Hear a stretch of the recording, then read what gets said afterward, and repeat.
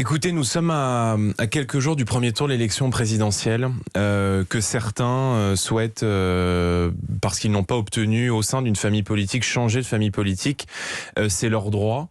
Je regrette la méthode dans laquelle cela se fait, puisque les quelques personnes, je vous rappelle qu'on a 30 parlementaires, on a 3 parlementaires qui ont fait le choix de soutenir la candidature d'Éric Zemmour, partent sans passer un coup de téléphone. Je trouve ça particulièrement pitoyable et déloyal.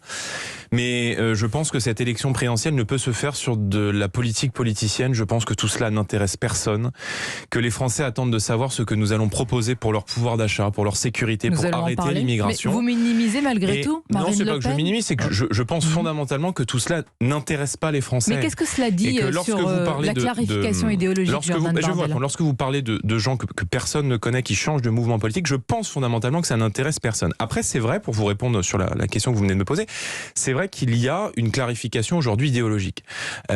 Éric Zemmour, il souhaite, et il le dit d'ailleurs, faire l'union de la droite. Il souhaite sauver la droite, comme s'il y avait une revanche à prendre sur la gauche. Des droites, de la droite classique et de la droite hors les murs. Oui, enfin, il crée pour l'instant une troisième droite, puisque pour l'instant, moi je ne souhaite pas m'allier, si vous voulez, avec Valérie Pécresse ou avec Xavier Bertrand. Nous souhaitons faire l'union de tous les patriotes, l'union des Français, quelle que soit leur sensibilité politique, quel qu'ait été leur choix politique passé, parce que je pense fondamentalement que cette élection présidentielle est un choix de civilisation.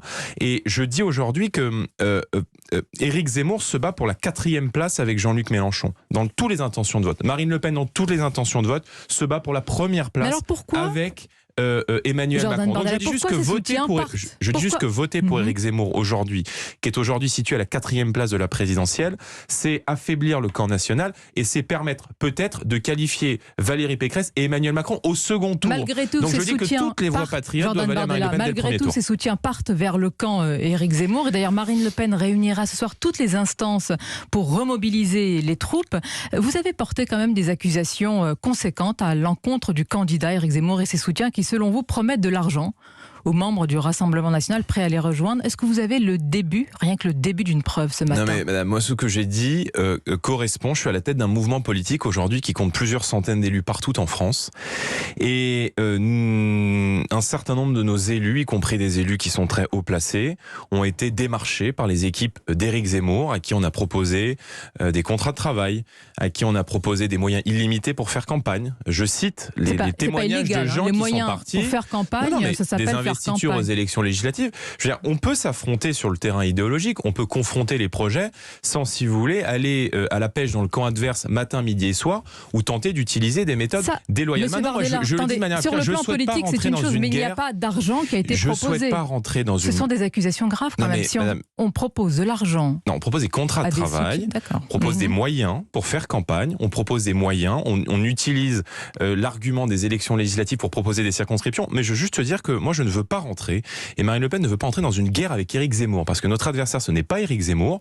On peut avoir des points d'accord, on peut avoir des points de désaccord, mais je dis juste qu'aujourd'hui voter pour Éric Zemmour, qui est aujourd'hui situé à la 4e place, c'est permettre au second tour la qualification, parce que ça affaiblit Marine Le Pen, de Valérie Pécresse et d'Emmanuel Macron. Or je pense que les électeurs d'Éric Zemmour sont des patriotes et que beaucoup auraient la gueule de bois au lendemain du premier tour en se réveillant et en voyant afficher sur les écrans un second tour Valérie Pécresse et Emmanuel Macron, ce qui ne changerait strictement rien.